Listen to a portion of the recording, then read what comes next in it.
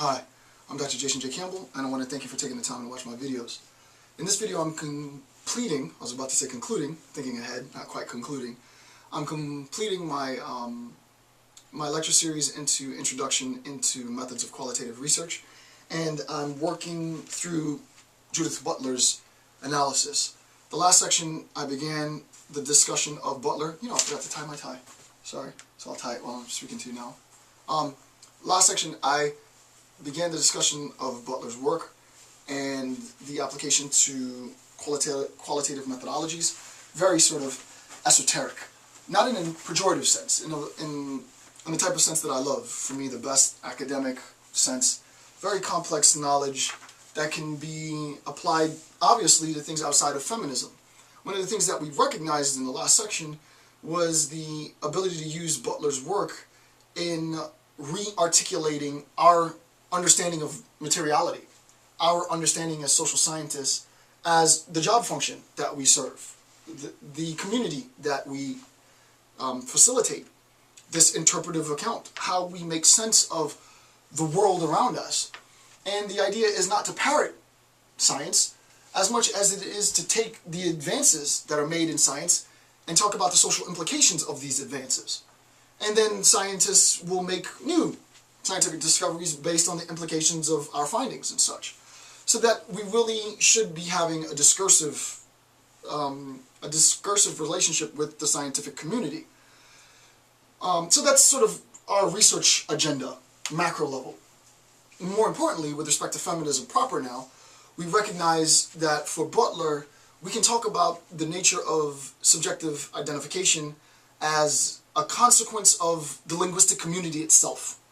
That subjective identification isn't wholly reducible to sex. That subjective identification, yes, it references sex, our biology, our body, but the primacy that's placed on the body and biology is really superseded by the conceptions that inform our biology. The concept of strength, the concept of prowess, the concept of cunning, the concept of deceptiveness or seduction, the concept of allure, and on and on and on. All of these concepts tied into the gender identification themselves do not refer to anything material. These concepts, strength, allure, you name it, blah, blah, blah, refer to concepts. And we, as people, need to identify privilege and the inherency of privilege, or the social construction of privilege. And the idea is the concept man is a privileged concept. Right? If we were able to identify both the structuralist account, which articulates the emphasis of materiality, and the post-structuralist account, which critiques that emphasis for an appreciation, a renewed appreciation of the power of language, to make it sort of practical, then we have a good understanding of what we did in the last section. So we're going to continue in section 2.0 with this analysis and complicate it further. So this is going to be Intro to Methods of Qualitative Research. This is section 2.0. And this is section 2.0. So 4 aspects of Butler's articulation. So now we're really going to get into sort of Butler's discussion specifically.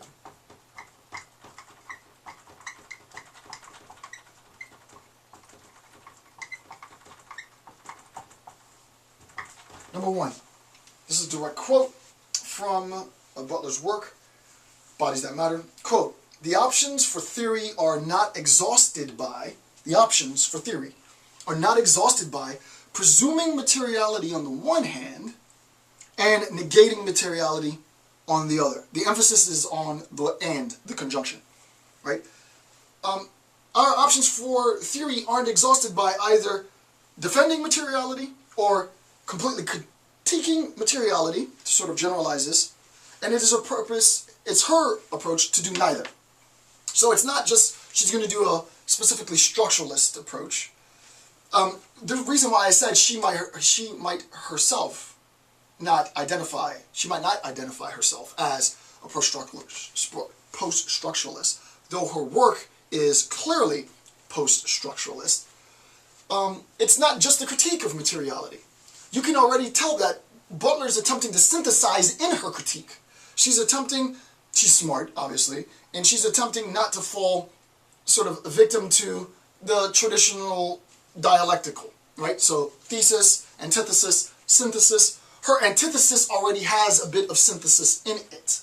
Granted, it's still an antithesis, irrespective of the fact. It still is an antithetical, if you will, account.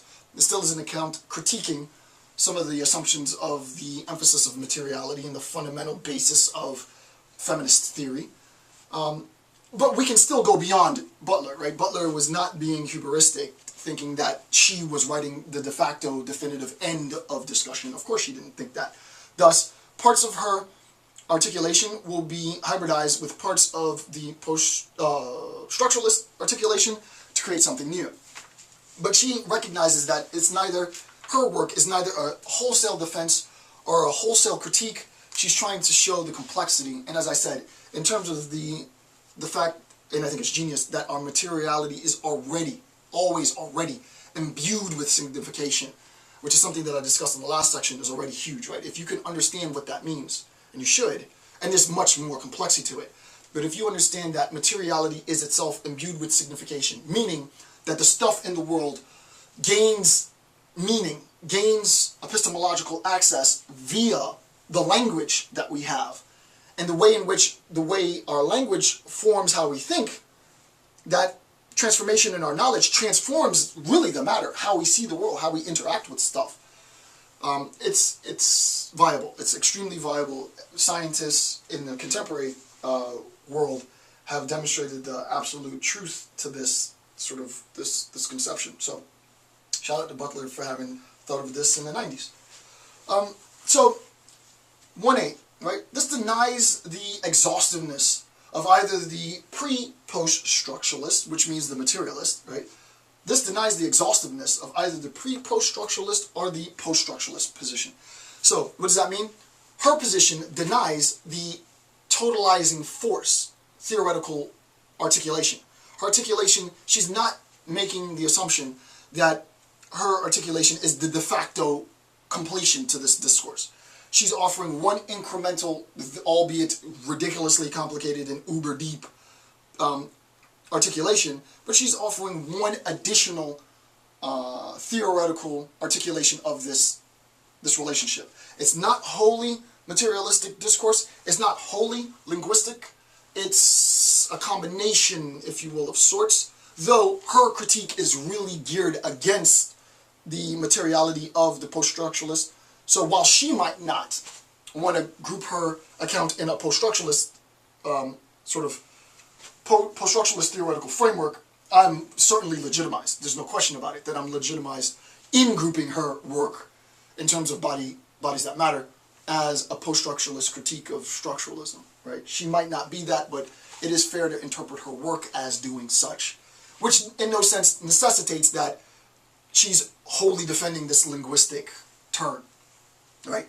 She implements it, I think, as a device to critique structuralism, but it doesn't mean that she's in any sense wedded to espousing wholly this linguistic term. So 4b synthesizes a dialectical rather than assume either position, and I talked about that.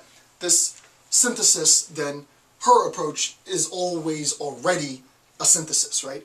It's part articulation of materiality, which she does fairly well. Her linguistic critique is, I think, better than the articulation of materiality in terms of a contemporary understanding, because we know so much more about materiality now, which is why I'm encouraging you to revisit Butler because of all the gains that we've made in science. We know so much more about the human body now, which has been demonstrated and proven by our technological ability to do amazing stuff, like robotic body parts that function. So we need new accounts of identity, subjectivity, materiality, and all of this is becoming a bit more gray, a bit more blurred. The demarcation between subject and object is becoming, I mean, it's always been sort of blurred, and some people have dissolved it, But I think now in a contemporary setting, it's interesting to sort of revisit that distinction. Philosophers have long since walked past it and sort of left it. I think all for naught. I think philosophers need to revisit sort of these concepts, but I'll get to that later. So qualitative application. What might these options for theory be? Right? What theoretical approaches, applications might we have in terms of the emphasis on language in forming our understanding of the world? The emphasis on language in forming our science, in forming our scientific interpretation of the world, right? Such that scientific paradigms and the function of science is itself informed by the social community of scientists thinking about the world. And there's any number of critiques. Althusser and others talk about this. Zizek, to a lesser extent, talks about this. They're contemporary, well, I mean, Zizek being the contemporary social theorists that talk about this. A lot of the positivist movement talked about this. But I still believe that we need to answer that question. Like, what are the implications of this for our understanding and our relationship with the scientific community? How might you identify the possibilities for theoretical development? That's a really hard question. Why is it, or is it not important? Why is it, or is it important to identify more options for theoretical development? And the idea is, as I said in our last section, and I concluded with sort of a freestyle correlation, a very bizarre correlation between two things. We need to be able to make these, first of all, we need to be able to be trained to think critically, period. Like, don't even do this if you can't critically think on a very general level. Then, the more advanced you get, the more comfortable you should be in more complex, probably deductive reasoning, right? If you're so inclined, inferential reasoning, and then if you're really in this intuitional sort of reasoning and logic, which is, I think, the most complex. But you have to have some basis, right? You can't do this without having a basic understanding of the rules of the game, if you will. In terms of social science, the rules of the game are governed by the precepts of logic. And insofar as they're governed by the precepts of logic, what we need to do as social scientists is do what I did in the last video. It was a horrible example. I was teasing to some extent, but there is probably a correlation between weight gain and hand sanitizers. It's probably a very small, minute correlation, but at least we, as social scientists, made the observation. We applied the products and the materiality of scientific discovery and talked about the implications, not the science itself, but the implications of the science socially. And this gives the scientific community a new project that they can work on. Let's test that hypothesis. Because that's basically what I did, right? I legitimized, in a few seconds, the correlation between any number of things. Now and thus posited a hypothesis, which is the beginning of science. So the end of our work is the beginning of their work. All of our work is to legitimize the logic and the validity of the question. We give that logically legitimized, validated, formalized question to the scientific community as our end product, as their first product. So they don't have to scientists don't have to check the validity and the logical coherence of the question itself. They read our work. No, this is a solid research. This theoretical question is solid. I can see how I could operationalize a system in which I could test the truth or falsity of this, not truth or falsity, but the likeliness or the degrees of likeliness of this correlation. Let's set up a test. Let's see if this works and make some findings. They run the test. Everybody works. They don't have the time to always posit the questions. So why not feed science by doing the hard work for them, right? Well, not the hard work, but part of the work for them, which is legitimizing the coherence and the logic of the question, giving them the question, and then they run the scientific experiment, right? So that's what we need to do, right? And if you're not doing that, then, you know, what are you doing? And since science is doing sci-fi, what used to be sci-fi when I was a kid, if you're not writing sci-fi, almost, it's not really sci-fi anymore, it's science fact. If you're not writing about that, what are you writing about? Old world stuff? Like, no. Scientists are way, way, way, way ahead. Science fact is, it sounds like science fiction. So when we start talking about our social interconnectedness, when we talk about the ways in which we identify ourselves, when we talk about collective identification international relations and such, if you're not incorporating those findings in science and asking new types of questions about our social relations, what will our social relations look like because of social media? What will our subjective identification look like with material incorporation in subject identity?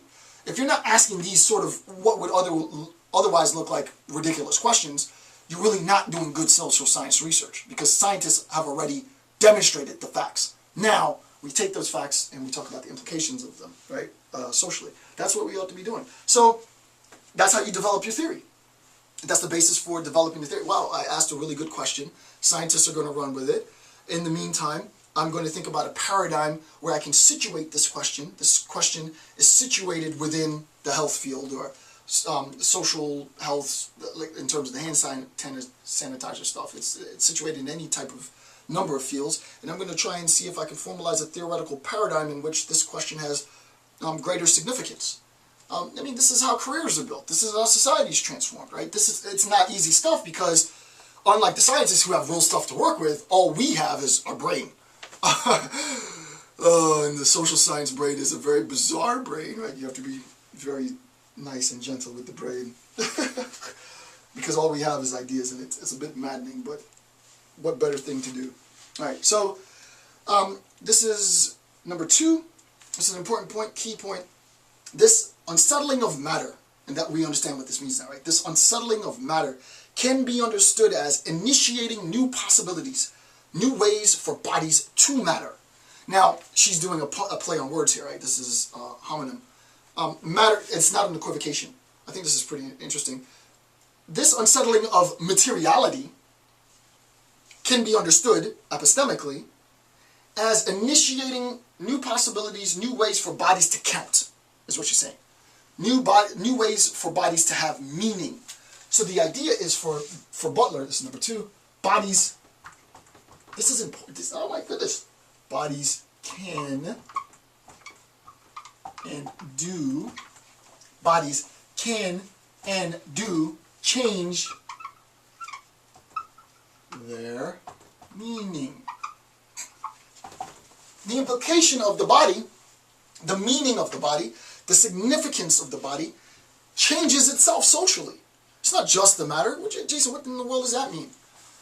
You can imagine, and you watched the movie 300, and I did research for my master's on sort of antiquity and educational practices in antiquity, and I remember, and this is actually true in antiquity, if you were born with an obvious defect, so, you know, an extra appendage, an extra limb, you know, you were born with some deformity, quote unquote, they killed the child. They tossed you off the cliff, they drowned the child, they suffocated the child, what have you. They killed the child. Why? Because the idea was they wanted to have control over their population, and this child was defective, and it undermined the integrity of national identity. So the child was killed. The way in which the physical body during that era, as a fact, this is not science fiction, this is a fact, of the way in which ancients perceived the body, meant that physical defect, quote unquote, and we have to put defect in brackets now, because of the ADA and such, physical defect was viewed as compromising national legitimacy. It was a weakness of the nation. To have weak physical body, to have any defective abnormalities in the physical human body, compromised the prowess, the legitimacy of the nation, and thus in defense of the nation, all physical defects were eradicated. Okay, well, that's sort of antiquated. I mean, that's, we would never want to have that type of worldview. I mean, how barbaric a worldview is that? So we try to change the worldview, and the worldview changes a little bit, and you have primarily through, and I'll talk more about this in terms of my race theory, which is coming up. There's pros and cons to this, and I'll talk more about this when I get to my race lecture series. But the pro to this is you have advances in aesthetics. You have the work of the great painters, and the primacy that they put on the human form, the human body. You can think of Da Vinci's work. You can think of Michelangelo's work. You can think of, you name the biggest of the big. We think of all these artists' work and the primacy they put on the human form, and now we recognize that the human form has any number of instantiations, and we almost adore the human form, right? So we went from a way in which we looked at the human form as strictly, rigidly defined, and any deviation from that form was like obliterated, it was exterminated, to an adoration of the human form, and any deviation from that wasn't exterminated, but it was a deviation from the norm. Still not good, but definitely better. Definitely an advancement from the eradication of the form, right? Any deviated abnormalities, deviation from the norm, undermined national prowess, death of the form.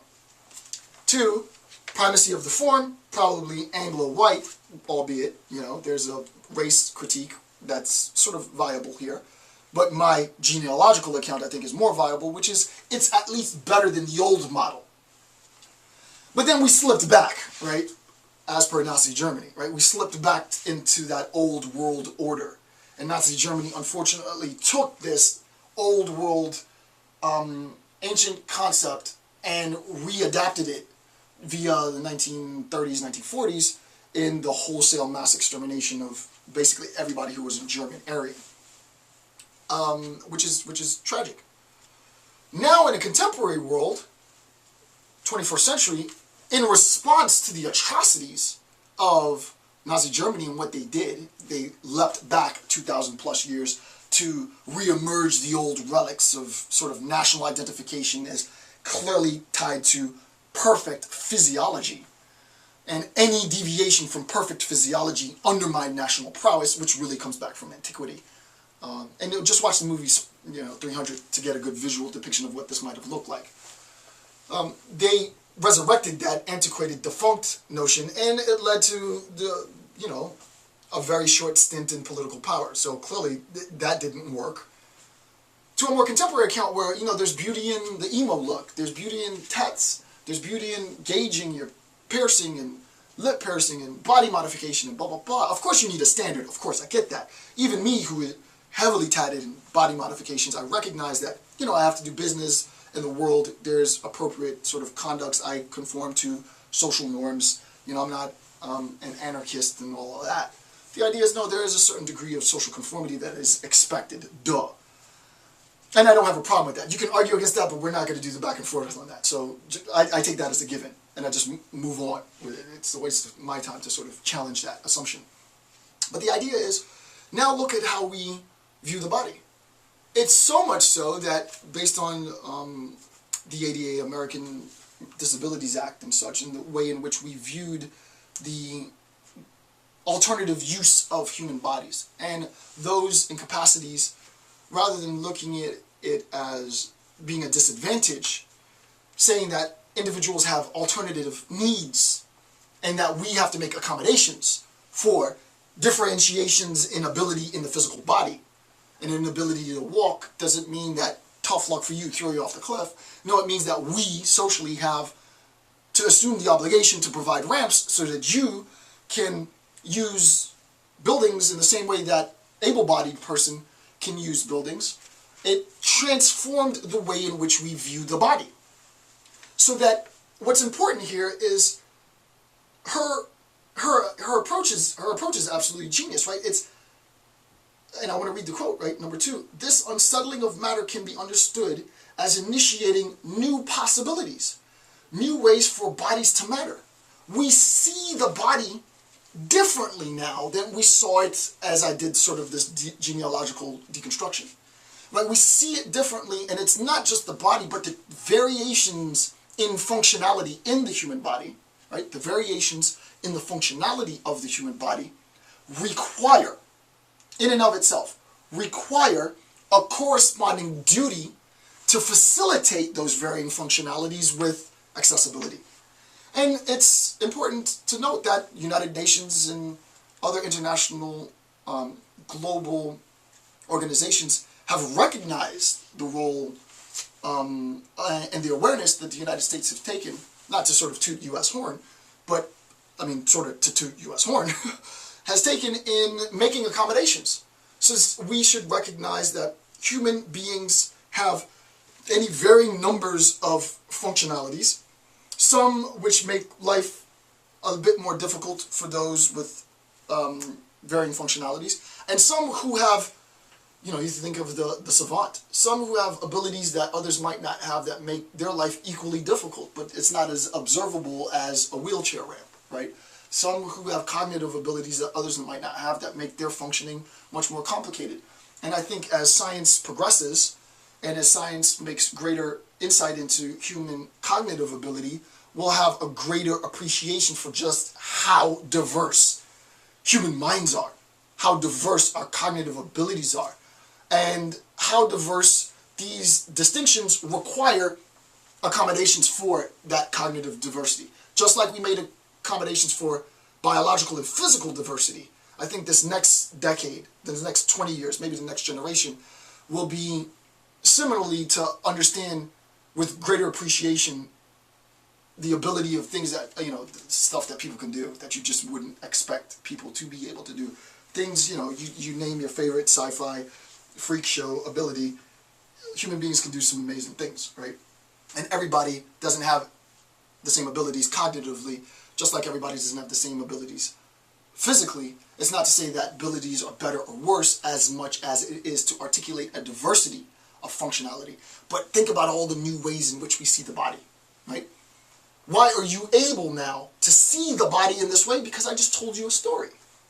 Because I just told you about the genealogy of human functionality and its relationship both to national identity and to sort of our lived experience. Oh yeah, now I can see it. Yeah, I can see how Nazis did that. Oh yeah, it is sort of like that. And what did I change? Did I do a scientific experiment and manipulate some stuff? Did I put something in a petri dish and stir, a beaker around? No. I told you a story. And insofar as I told you a story, it's never to undermine the power of storytelling. It's the recognition that we transform how we interpret the body and its abilities and the implications of that transformation and interpretation, how it applies socially is what we do, right? So be able to tell that narrative and to anticipate some changes, what I just did, the anticipation being new demarcations, new insight into a plethora of cognitive human abilities. It would be interesting. I would anticipate that that's where that's going. Part of me and my ability to do what I do in terms of giving away all these goodies, because I can't write all of this, so, I'm like a popcorn freaking machine. You put the seeds in, get me hot, and I pop up all the goodies for you to consume. But the idea is run with that research, right? Sort of make anticipation, right? Make a predictive model. Oh yeah, that's right. We've been wed to biological adaptability and biological functionality for a long time and physical prowess and da-da-da. But now scientists are cracking the mind. They're doing amazing stuff. They're going to have a better understanding of the synesthete. They're going to have a better understanding of the savant. They're going to have a better understanding of people who have photographic memory or logical recall or any number of cognitive complex abilities that before you could never see in a person. That before a person didn't even know they had what they had, because science hasn't yet discovered that they have what they have. Let's articulate this as social scientists and give the scientific community fodder for research, right? That's the point. Butler knocks it out the park, right? She just completely grand slam as far as I'm concerned. The unsettling of matter can be, and this unsettling of matter is a linguistic attack on the primacy of just the biology. It's the biology is important, but don't you see it's our interpretation of this biology that transforms society? It was the ADA and the rights that people with varying degrees of ability got as a consequence of their physical embodiment was how we talked about them, how we saw them, how we interpreted them, and that wasn't a scientific transformation, it was a linguistic transformation. It's how we told a different story about these people. And what ended up happening? They got a ton of rights. They got ramps built. I shouldn't even be saying they. We identified the diversity of our own collective identity and accommodated our own, is probably a better way of saying it, right? Rather than interpreting the post-structuralist dissolution of matter as the end of the analysis, Butler posits this dissolution as pregnant with possibility. She will ultimately reference Plato's Timaeus as the historical reference for, as the historical framework for a dialectical approach. Woo, all the tongue there. Sort of just take my word for it. What she's going to do is she's going to go back to Plato, and she's going to root most, if not all, of the structuralist emphasis on materiality in Plato's Timaeus. Right? This also is done by Julia Kristeva. Kristeva does this, so if you're interested in sort of the reference, the feminist reference to Plato's Timaeus, just Google the psychoanalyst Julia Kristeva, and type in Timaeus. She's got articles written on this. It's interesting, however, the diverse interpretation. I think Kristeva's interpretation, and I'm jumping way ahead here, but I think Kristeva's interpretation of Plato's account is more charitable to Plato, whereas, as we'll see, and I'm giving a lot away here, Butler takes the war hammer to Plato, and just, you know, that scene in Watchmen, where Silk Spectre 2 and Dr. Manhattan are on Mars, and he makes this glass dome for her, and she gets pissed and she hits the dome and cracks everything. That's Butler. Butler goes up to what Plato constructed and just smashes it with the hammer and just basks in the shards as they collapse. She did a great job. So and I'll talk about sort of the profundity of what she did, because it's very, I mean, I hope I can even do it justice, because it's a very sort of conceptually tricky move, but I'll talk about that. So the idea is Butler is going to challenge Plato head-on as basically the father for the structuralist position, though, you know, we would need to be fair and allow structuralists to, or neo-structuralists to rebuke that. But her analysis just generally, because it becomes very complex, I'll give you sort of the macro superstructural level, is structuralist emphasis on materiality is wedded to these few sections in Plato's Timaeus, which is not a generalization, it really is. This overemphasizes, remember, she's not doing a complete assault, but this overemphasizes the import of materiality as espoused in structuralism and as informing feminism, mostly first-wave feminist theory. And what I want to do is to show you why Plato was so wrong here. Thus, in destabilizing Plato's, the logic, and her logical critique is beautiful. In destabilizing the logical assumptions espoused by Plato in the Timaeus, it indirectly destabilizes the foundations for structuralism and thus destabilizes it's like a domino effect. She pulls the rug under and Plato collapses. Plato's collapse results in, conceptually, the collapse of structuralism, not in its totality. And the collapse of the emphasis of materiality and structuralism results in the collapse of a lot of the assumptions made in feminism. So she has deconstructed genealogically the emphasis and the implications of Plato's contribution to Western philosophy as informing contemporary, at the time, contemporary feminist theory, and she goes to the source. And she erects she might not say this, but I'll say it. She erects herself in the center, right? I'm sure she's far too modest to say that that's what she did, but I'll say that's what she did. She destroyed the old paradigm and seated herself, and she should be in the center. Now, granted, the new generations needs to dethrone with respect and reverence. It's the same with me. New generation comes in, yeah, that was the good stuff, but we know we got some more stuff. We got some new stuff, right? This is the beauty of academic research. This is why I love it so much. Okay, so application, bottom of page 26. Graduate students cannot forget that all of this theorizing pertains to the subject. The theoretical development pertains to the subject, subjective identification. What are emerging 21st conceptions of subjectivity, of the woman, the girl, the man, the boy? What is the means of identification? How do you identify yourself as subject in the 21st century world? Huge question. Big response. All-encompassing sort of question. Any numbers of interpretation. What does it mean to talk about subjective identification in the 21st century? You better believe that the 17 plus hours, maybe 18 hours that I've spent on this lecture series alone, not including the 21 hours that I spent on the last lecture, and the 60 hours that I put in Nietzsche, and the blah, blah, blah, the hundreds of hours that I put into all these other things, that's part of my identity. My identity is part virtual. To say that the virtual identity that I have on YouTube is superfluous to who I really am is to undermine my subjective identification. No. My virtual identity is about 50% of who I am. You can't tell me that it's not. And it might be the case as time, of maybe not 50%, maybe 40% of who I am, right? I would have to take the time. But my virtual identification is meaningful. It informs who I am. It contributes socially. It's asynchronous. It's basically atemporal. Well, it's not atemporal, but it's asynchronous. It's readily accessible and thus ready to hand.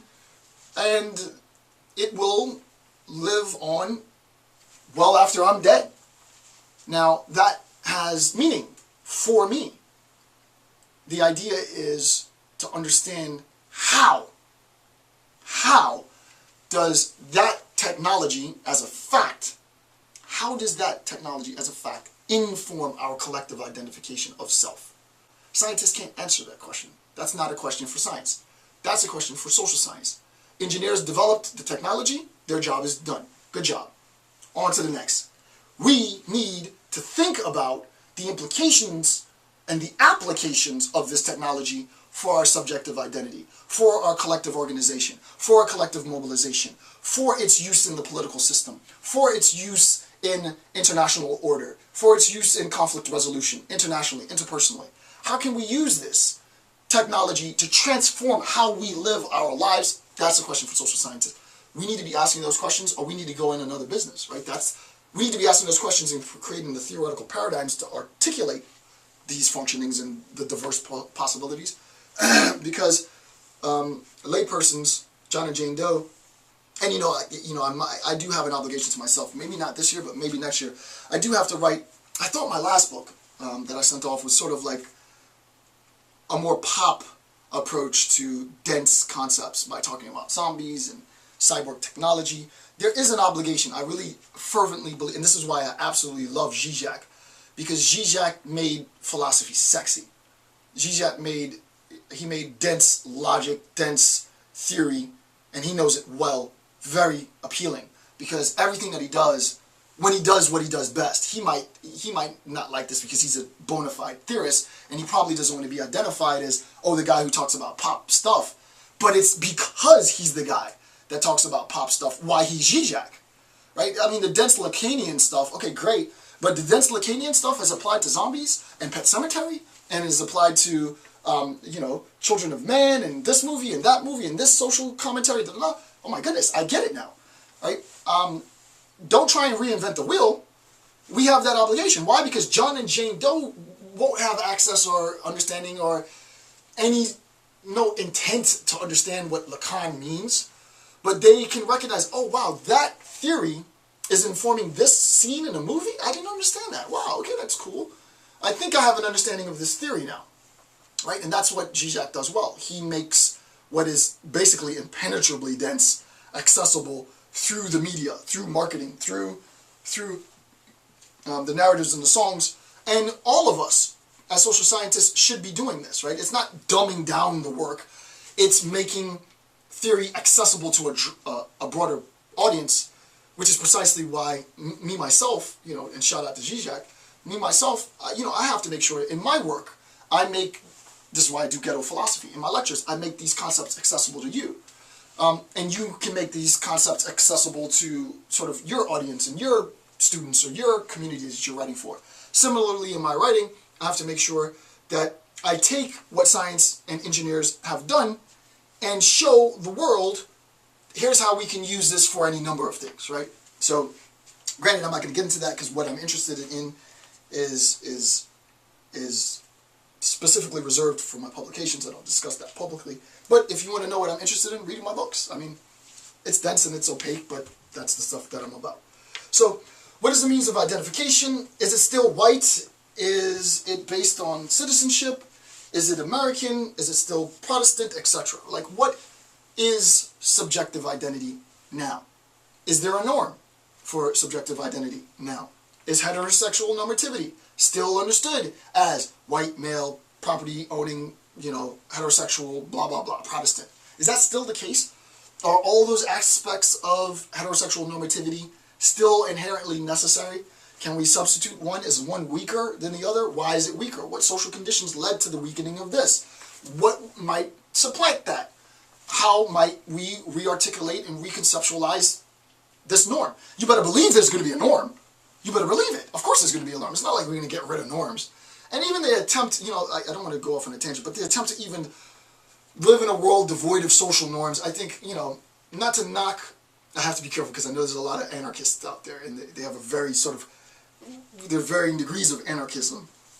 And I watch some of the videos and the articulations of anarchism, and I think of various types, and I think, a lot of it is parroting the basic tenets. But the truth of the matter is, it's important to understand the function of norms, the function of social norms, and if, this doesn't necessarily have to be an anarchic critique, there's any number of ways to critique the functioning of social norms, but if there is an argument that espouses the elimination or the eradication of social norms, there has to be a sense in which that espousal is identified as a norm, to be fair. So that the idea that you could potentially get away or do away with norms, and the attempt to instantiate that as sort of the modus operandi, itself posits a norm, which would need to be destabilized. So I don't quite see why and how we would try to do away with norms as such. I think a more meaningful, a more fruitful use of our time is to articulate the contingent aspects of our norms, and maybe even our ideologies, which is much harder to do. But the contingent component parts, to be technical, the elements, individual elements within the set defined as norm, and recognize that each element can be substituted socially via social construction. So that if we have norm X, and norm X is a composite of elements A, B, C, D, E, each of which are informed by social practices,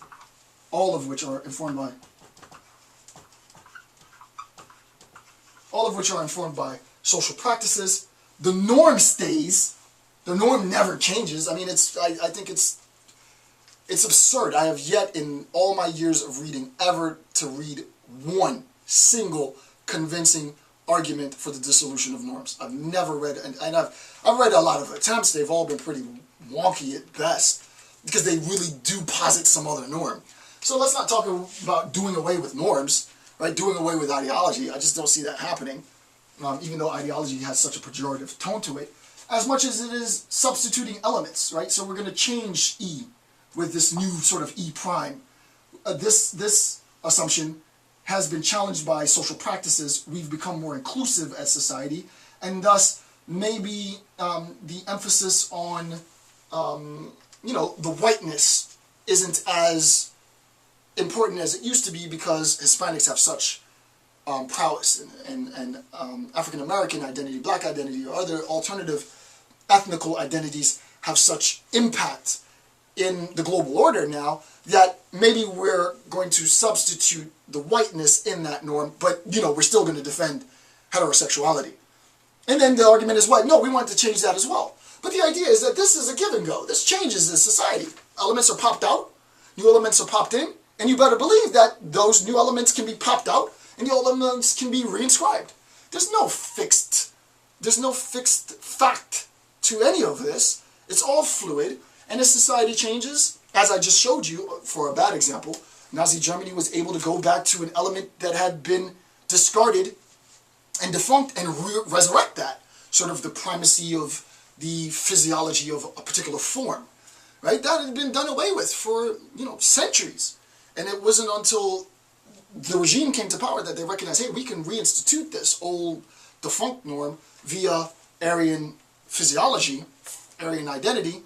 And, you know, it came and it went relatively quickly. I mean, extremely quickly. If you think about political governance, it was like that. But the fact that it occurred, not the fact that the nation stayed in power for, you know, such a short period of time, the fact that it was able, the nation, via fascism, was able to reinstitute that old physiological emphasis for national identity. The fact that they pulled it off proves, historically, that we are able to go back into our past for those ideas and those concepts that are now socially defunct and reinscribe meaning and reintegrate them for good or for bad. Right? So it's not that we are going to ever get away with eradicating norms. There will always be norms for good or for bad. There will always be norms that enfranchise and disenfranchise. There will always be norms that include and exclude others, always. And it's about identifying elements contained within the norm and recognizing the flexibility of sort of popping in or popping out various elements. How do we make this sort of adjustment to any element within the set? We do this via social construction and an identification of social practices, right? So, and all of that is language, right? It's all language, it's all rhetoric, it's social movement, it's policy, it's law, and such. So, bottom of page 26, so the former, can language simply refer to materiality? This is the pre-post-structuralist. Or latter, is language also the very condition under which materiality may be said to appear? Yeah, you can answer this however you see fit. I don't particularly believe that there's an appropriate right, definitively, or wrong, definitively answer to this. As Butler has said for her own account, for herself, she is neither trying to eradicate materiality as such, the importance of it, nor is she attempting to sort of just parrot and defend materiality. The idea is she wants to offer an account of the function of materiality as the basis for which feminism was established, but moved beyond that as well. So let's move to page 27. I want to see how much longer this section is. Let's move to page 27. So this is A at the top of page 27. The former may be articulated as a correspondence theory of truth. Right? So let's look at the former. The former is the materialist position. So the former, i.e. the materialist position, may be articulated as a correspondence theory. And this is a bit of a generalization, but simply pedagogically, this is how you understand it. So the benefit of this is direct connection between the informational content of our language and its ontological referent in reality. So here I am. Here is a tree. I say tree in terms of my language. It's the quotes is to denote my use of language. And the word tree refers to tree.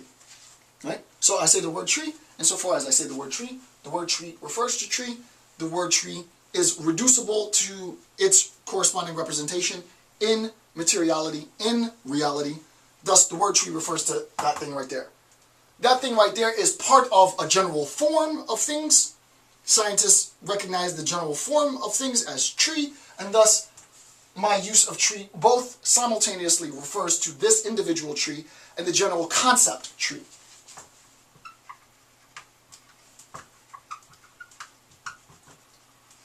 I'll return to that in a minute.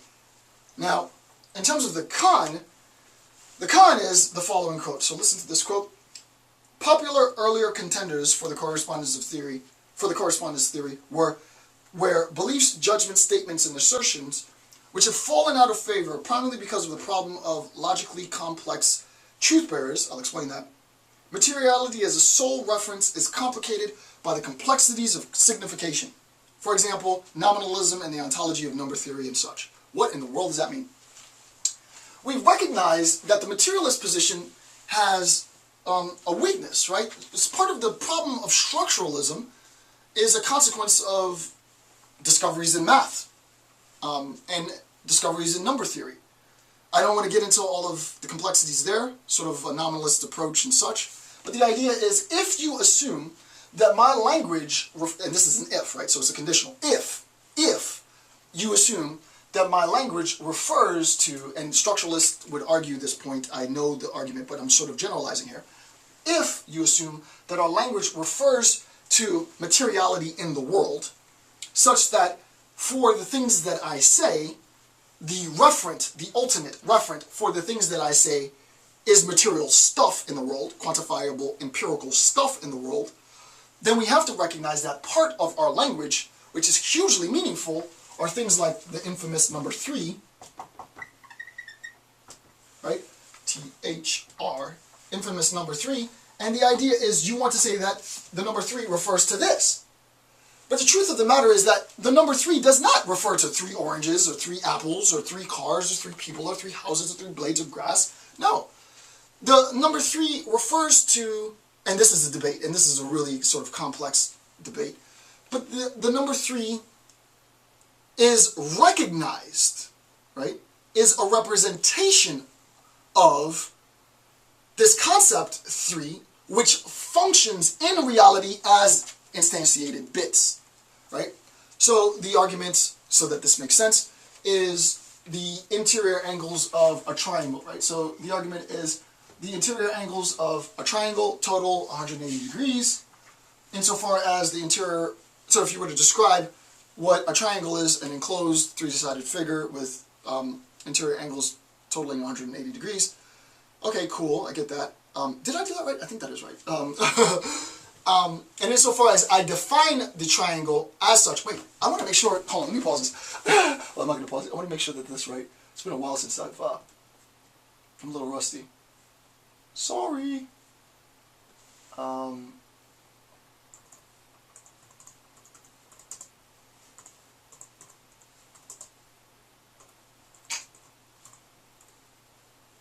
I want to make sure I got that right. I think that's right. Yeah. I just have to make sure. So, you have to forgive me. So yeah, so you might say the interior angles of a triangle total 180 degrees, and a triangle is an enclosed three-sided figure. Right, so that's a pretty good, that's a solid definition of a triangle. Irrespective of the type of triangle, an enclosed three-sided figure with interior angles totaling 180 degrees, good definition of a triangle. So, insofar as we can talk about that, I don't care if you have the straightest straight edge. I don't care if you use the sharpest pencil. I don't care what you do, it's impossible to actually reproduce the perfect triangle in reality. Now this is a philosophical thing. Does this affect building buildings? No. Does this affect architecture? No. This is more a theoretical discussion, right? It does not affect our ability to build stuff in the world because, thankfully, the world does not require perfection, right? The world is not built on perfection. It's always an approximation of plus or minus 0.0000001 degree of error, right? So the fact that we can't reproduce the perfect triangle doesn't mean that we aren't able to use the concept of the perfect triangle in actually doing stuff and building stuff in the world. Similarly, the fact that we can use the word 3 to have meaning doesn't mean that it points to the perfect thing 3. It doesn't point, when we talk about it doesn't point to an actual thing in the world, right? Because nothing in the world is totalizing enough to capture this concept, right? And there's a much more profound level of analysis here. Why? Because in terms of our math, and we ended up finding this out with respect to Whitehead's attempt to, and you know, it'd be interesting to do this. I don't understand why, and this is just a limitation. I'm a bit on a tangent here, but Whitehead, Principia Mathematica, attempted to reduce all of math to logic, and was able to do a huge reduction, but you can't. And it would be interesting to, I know why a little bit, but I still am curious as to why that, I don't know if it's impossible to do the full reduction. And part of it has to do with this idea of referent, right? Mathematics functions in axioms and in theory, the manifestation of which in the world is only ever an approximation of the perfect form.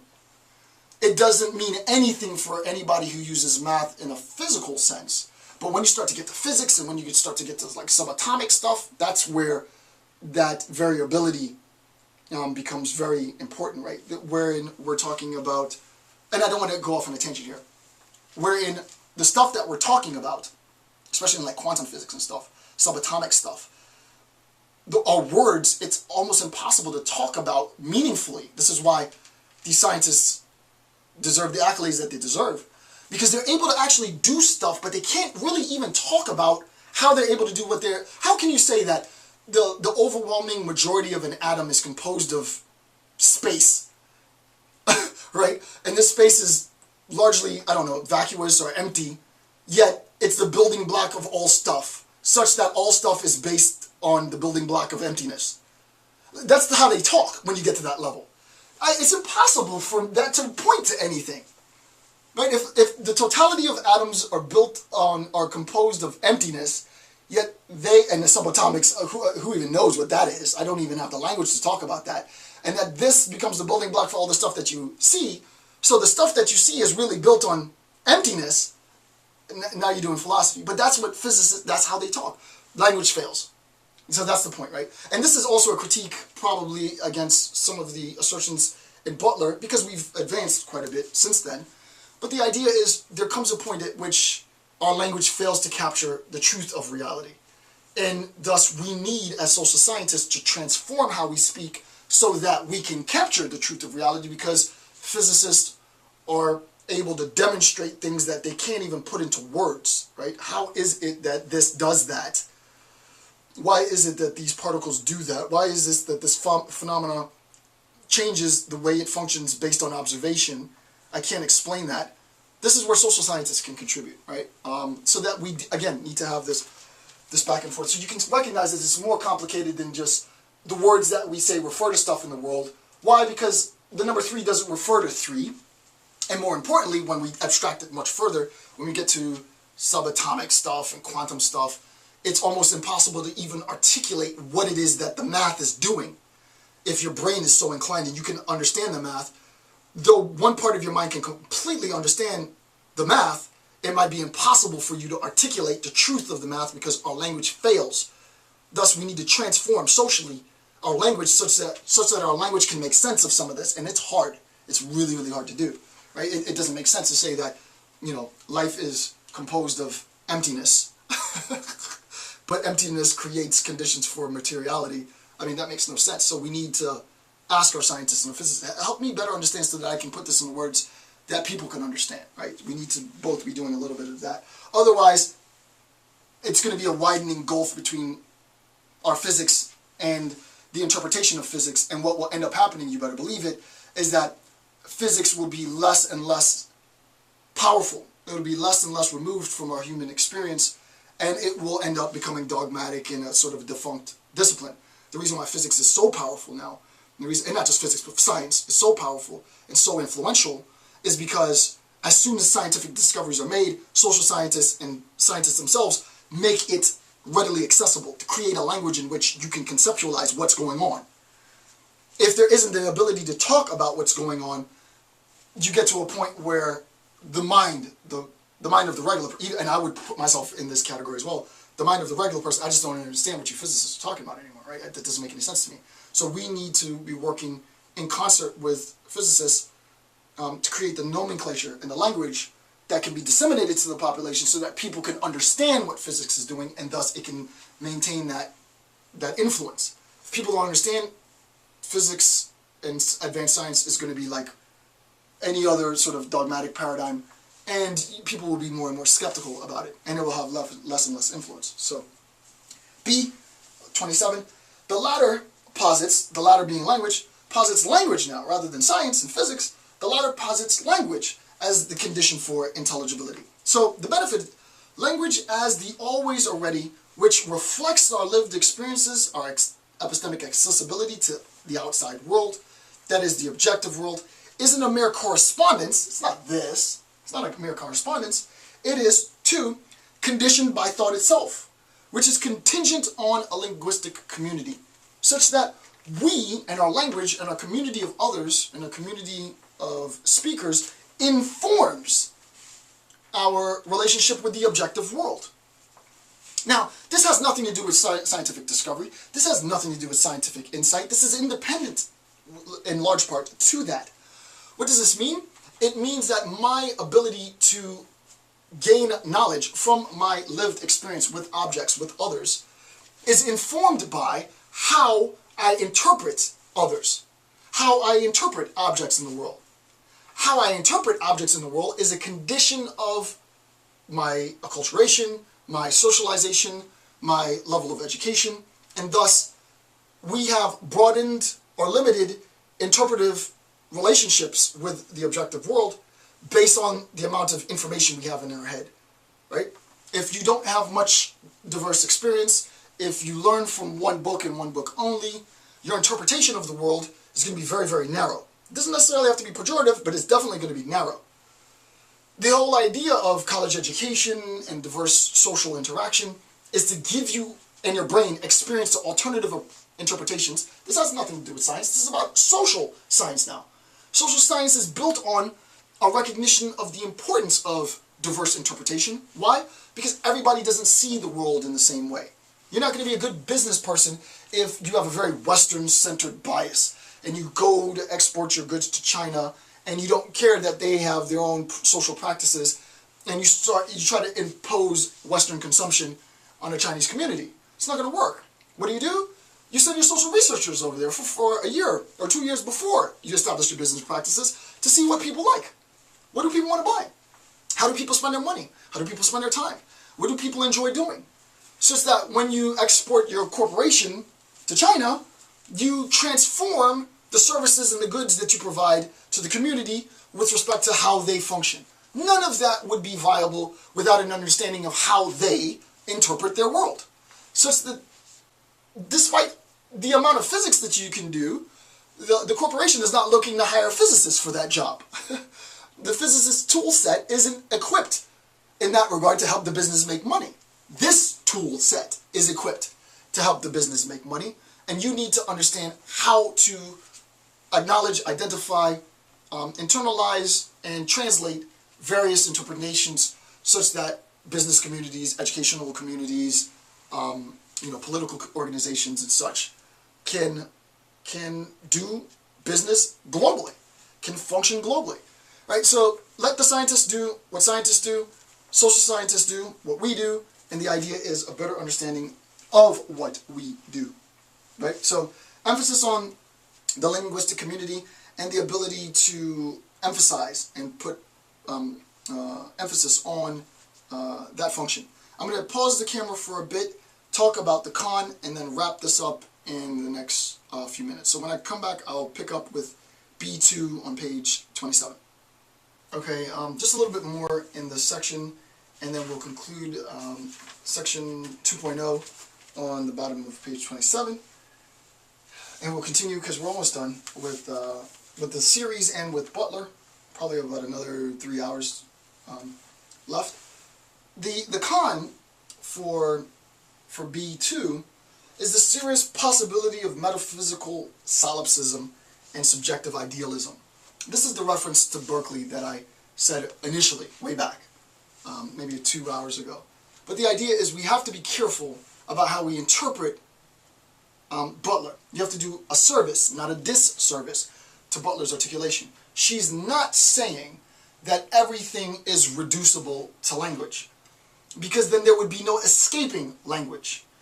There is an interplay between the fact of the world, the externality of the world. No one's going to deny that this is a door. No one's going to deny that this is a marker and that this is a whiteboard, and that if I were not to be here, this would cease to be.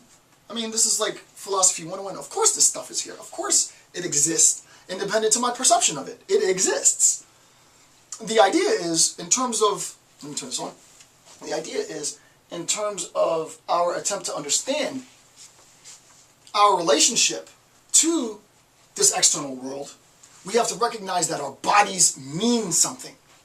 The materiality means something. Just like this means something, it means that insofar as this was designed, because this is obviously a product of design, insofar as this was designed to facilitate me writing on a board, it functions and it implements the design by writing on the board. Similarly, we look at the human body as either a design or evolution, but basically it's the product of any number of external forces. Could be God, could be straight up science. Doesn't matter which one you pick, doesn't really matter. But the idea is, here we go. So the body's here. Now the question becomes, well, what does this mean? What does this mean? This is where, as opposed to the evolution or the design of the body, I think a lot of people spend time arguing between a creationist standpoint and an evolutionary standpoint on this fact, and I think it's actually misplaced. I don't really think there's that much, for all practical purposes, there's that much significance in that approach. I understand, the argument that we've been around for 6,000 years, and okay, all of that aside, even that for me isn't really that important. I think that's good for children to be introduced to sort of that sort of conceptual debate, but the importance of the debate doesn't rest in the cosmogony, in the origin story. I think the importance of the creationist versus evolutionary debate rests in the cosmology, right? And the cosmology, the implications of design theory mean that our body was designed to function in a particular way. That's potentially problematic, right? And you need a theological defense of that, blah, blah, blah. It's the functioning. If you assume a design argument, irrespective of the amount of years it took for the design or the implementation of design or whatever, if you assume a design argument, it was designed to function in a way. What in the world is that way? Because what I look around in the world is a pretty heinous design. This is not to be blasphemous. I'm not trying to disrespect. Trust me. I'm just trying to follow the logic, right? So don't kill the messenger. But the idea is, if your argument is an argument from design, I don't care about how many years it took for this design to be implemented or the impracticality of your argument, let people have their beliefs, there's no problem with that at all. But the question is, well, it's your responsibility, if it's a design argument, to explain what the function of the design is, because it had a purpose. Otherwise, you can't say that it was the design, right? The idea is, if it's a design, it was designed to do something, and you can't evoke free will here. It was designed to implement no, that's not a response. It was designed to do what? It was designed to write on a board. Our biology was designed to do something. What is that design argument? Butler can't assume this sort of design critique. It would be cool to have, if there even exists, contemporary feminist theological account for the functioning of the design, if that is even possible. I think it is possible. It would be interesting to see what that might be, just theoretically. I'd be interested in reading something on that. From a secular sort of evolutionary standpoint, there is no design. There is no function. We evolved for one purpose and one purpose only, to propagate our species, to propagate the strongest and the most fit aspects of our biology. And it happens to be that this particular form best facilitates our continued existence. As our environment changes, those characteristics of our biology that don't adapt well to this transforming environment will be selected against, and those that do will be selected for. Those that are selected for will propagate, and there will be more of that design element. Not the design element, but that genetic character. Okay.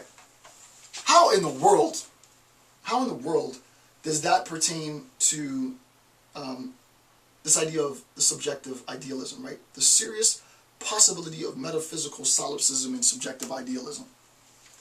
I had to say all that because it's a very deep point. If, then, we are arguing from a traditional sort of secularist account of evolutionary influence on the human body, independent to any functioning of the human body, the heart does not beat so that it might prolong life. This is the argument you would have to take. To my knowledge, this still is factual. I don't know if there's new attempts in science to sort of preserve teleology, but there is no teleology to our bodies.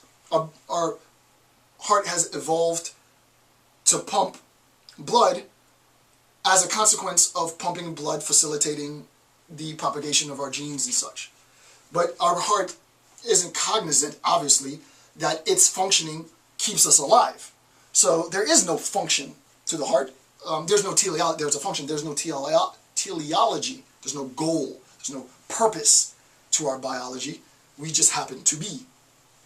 If that's the case, then one of the disadvantages of this problem is that our materiality, and this is her critique, our materiality then, the embodiment, the fact of our embodiment, has to account for the fact, in a Berkeleyan sense, that everything is ultimately reducible to the body. There isn't, it's not even cognitively possible, except for just evoking, and we haven't really gotten past Berkeley, we really haven't. Aside from evoking more, right? I know my hand is my hand because it's my hand, sort of ostentatious, or not ostentatious, ostensibly defining the factness of the external world by, here it is, there it is. The truth of the matter is everything that we see, everything that we quantify, everything that we have access to ultimately references our biology. It goes through us. We come to understand because of information going through us.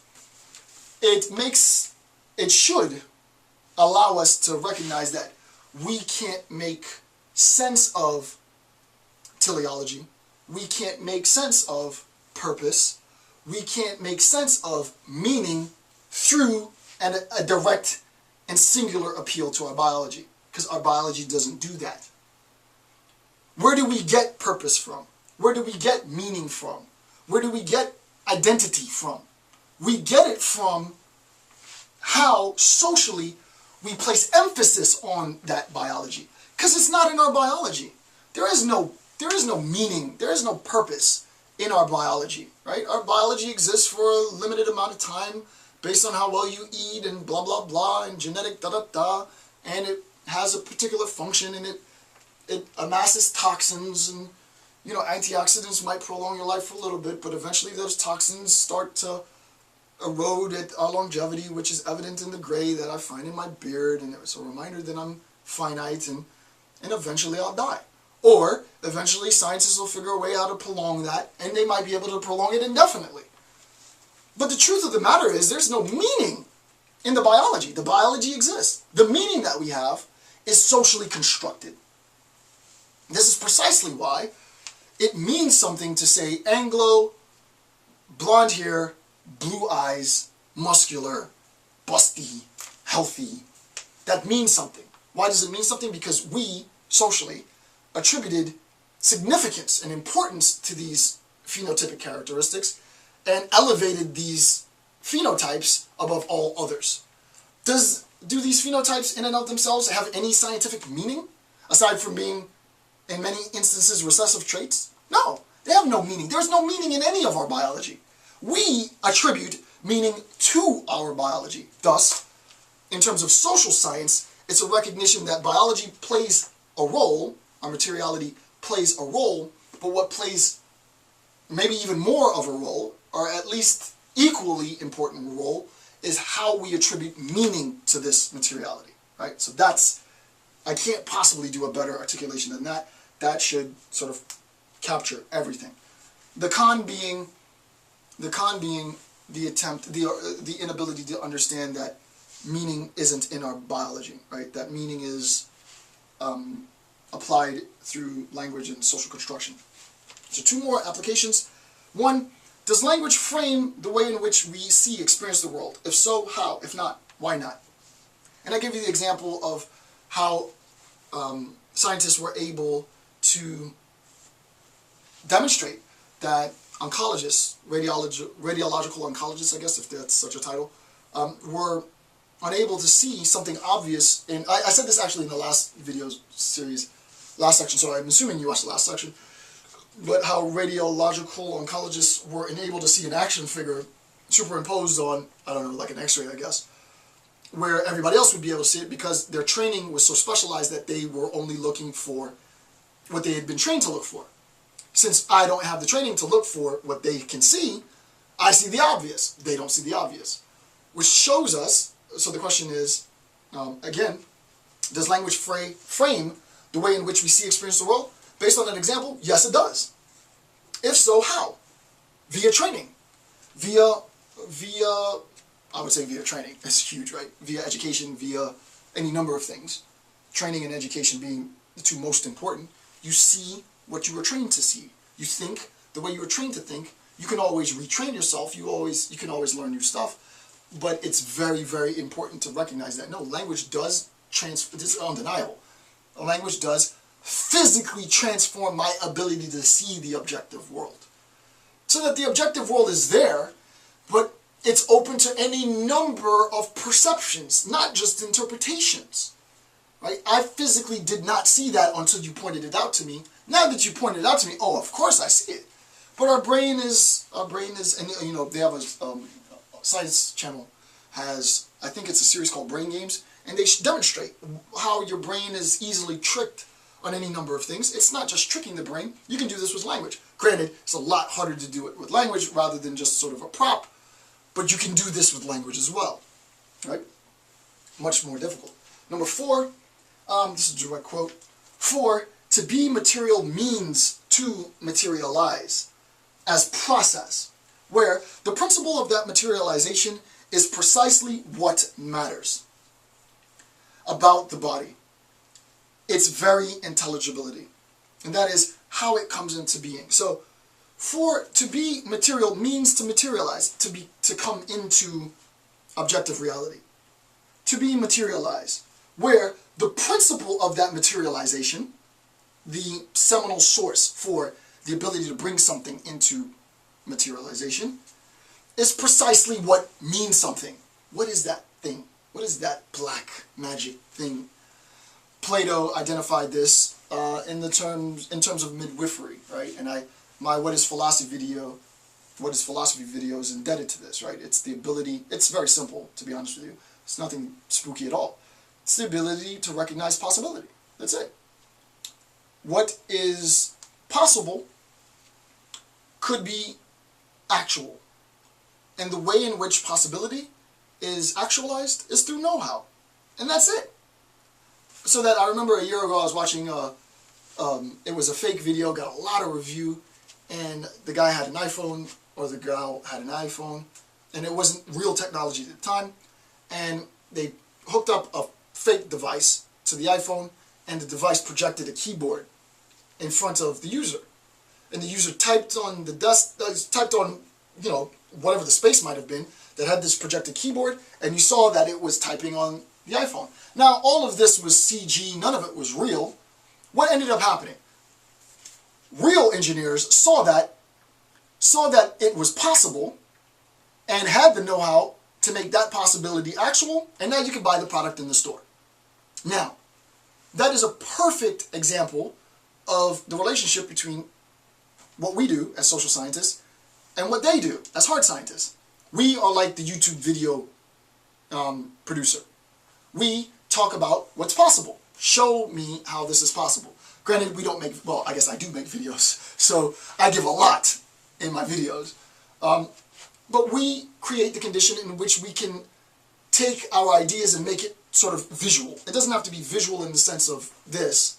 It can be visual in the sense of, you know, I wrote something, and based on the clarity of my writing, my reader has an understanding of what I mean, and thus, insofar as my reader has an understanding of what I mean, he or she or they can operationalize what I'm saying. I don't have the power to operationalize what I'm saying. I have the power to perceive things that others can't, and what I do is, you know, based on my predispositions and my biases and my affinities, I think in a way that might be conducive to operationalization. I think in a way that might be conducive to social transformation or social activism. I think in a way that might be conducive to liberation theory or, you know, power, the usurpation of power. I think in a way that might be, and on and on and on and on. That then becomes real. It materializes itself in the world as a consequence of us having thought it, right? The more clear, the more logical, the more consistent, the more justified, the more validated, the more precise the thought, the better the articulation, the more likely it is that you will see it manifest in the world. The more abstract, the less validated, the less applicable it is, the less likely it'll be absorbed into the broader social nexus. This is our function. This is what we're here to do, right? And that's it. There's really nothing difficult about it. So in terms of your qualitative methodology, it's important to recognize that you have the responsibility, you have a huge responsibility, to take your findings and make your findings meaningful. It's your responsibility, right? It's your responsibility to make meaning. Why I ask my students this all the time. Why should I care? Who cares? I'm not trying to be mean. Who cares? Why should I care? Tell me why I should care about that. If you can't tell me why I should care, then why would I care? Why should I care? I don't care. So my default is 99% of the time, I don't care. I'm sort of facetious here, but just to give you a sort of a caricature of the idea, I really don't care. Make me care. Okay, well here's why you should care. Interesting. And articulation, don't you see this? This connects to that, Oh, wow, I do care. How can I help you? And then I help my students, right? You've demonstrated why I ought to care about your research. This makes sense, and I will. For my students, and I have many students who are in PhD limbo for a number of years because they haven't quite fleshed out their concepts. Their concepts change, they're too grand, they're too all-encompassing. I can't do that for them. So I'm here, always ready, always available. When you're ready, approach. Once you approach, make sure you approach with something solid, and we'll make this work. If it's very abstract, if it's very broad, if the appeal and the application of the theory it's too singular, it doesn't quite hold, it's hard to generalize, then it won't be empathic. And if you're not doing empathic qualitative research, why should I care? Right? So answering that question as a graduate student is very important. Why should the other person care? Why should the institution care? Why should your committee members care? Why should the community care? Why would the participant want to disclose this? You have to recognize that we're not going to be appealing to just the matter of stuff. It's important to understand how interaction with stuff, with other people, physical violence, proximity, privacy, all of these things matter. But at the end of the day, it's the meaning that we attribute to the world, and thus the way in which we interpret the world that we want to have a better understanding of, because there's so many different ways to do it. There's so many different ways to do it, and the way that we get access to the how of social science is through conversation, right? That's very important, right? We don't use the scientific method to get access to the how. In social science research, we use conversation and discussion and a discursive approach to get access to the how. And if you really want to have a deep understanding of this, it's a laborious video. It's still my favorite video. I think I like it so much because it's probably got the lowest views of all my videos that's out there. But it's the logic of argumentation. Like, that's the real how you do it. There is a logic, and it's not a pseudo-logic. It's a bona fide logic to argument. And it's super powerful. And it's super powerful. And that's just the surface. But moving on. So, qualitative application. Lastly, the last qualitative application on the bottom of page 27. And then we'll wrap up this section. The implication from the previous citation is that there is equally a process for denying existence. This goes back to Foucault. I wish I could pull the page up from Foucault, but Foucault, I'm not going to take the time to try and find it. I would love to find the citation. Foucault says, maybe I can't find it.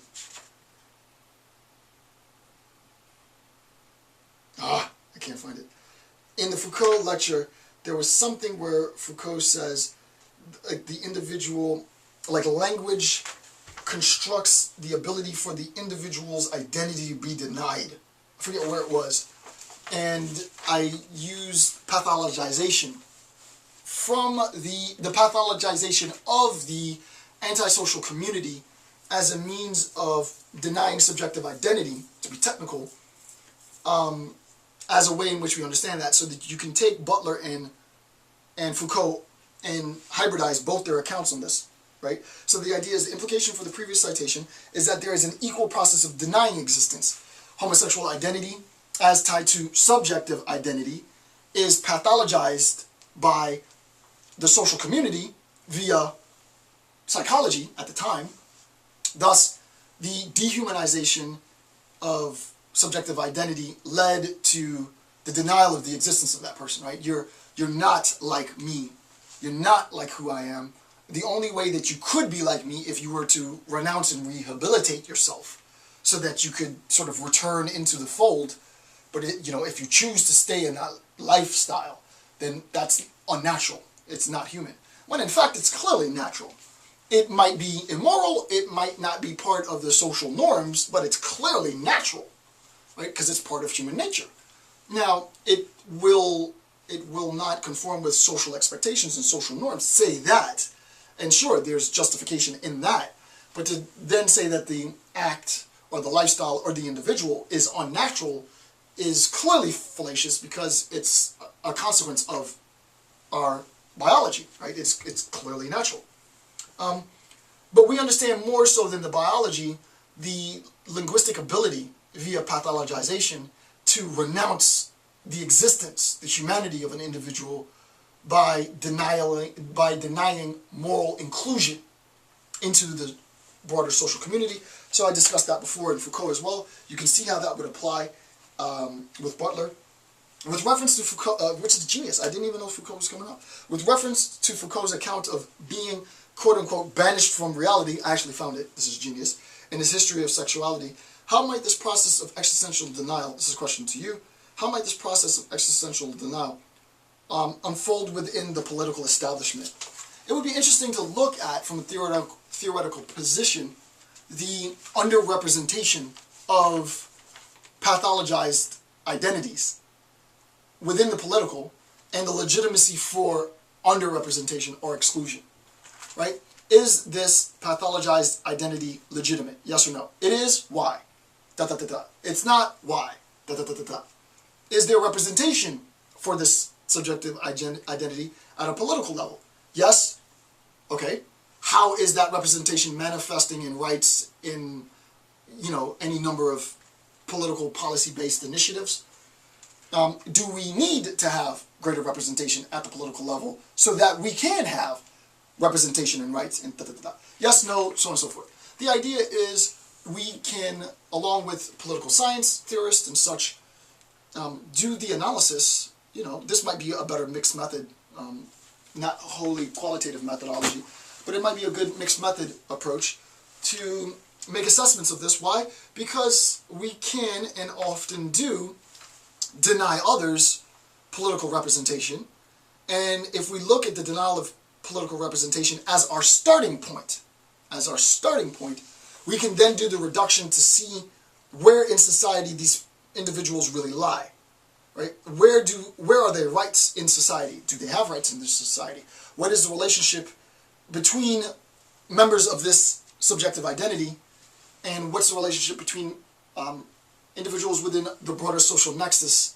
Are they represented? Are they fighting for identification? Are they marginalized at the local level? How might that be unfolding? Are there political initiatives to protect the identity of the community? Are we attempting to discourage people from having this identification? And on and on and on and on and on and on. Tons and tons of possibilities. What I'll do in the next section when we return to Butler is we're going to look more at the historical method with which she cripples and weakens the essentialist notions in Plato and the essentialist notions informing traditional feminist theory. And it's not so much about her articulation, which I think is very important, and I'll discuss that with less emphasis, than it is the absolute genius of her karate moves, if you will, at dismantling the essentialist bias in Western philosophy and showing how traditional feminist theory is indebted to Plato's essentialism and offering something new, right? But she couldn't offer something new without all of this enormous sort of background discourse. Now that we've substantiated this background discourse in 3 hours worth of lecture, now we'll be able to, in the next section, understand and appreciate her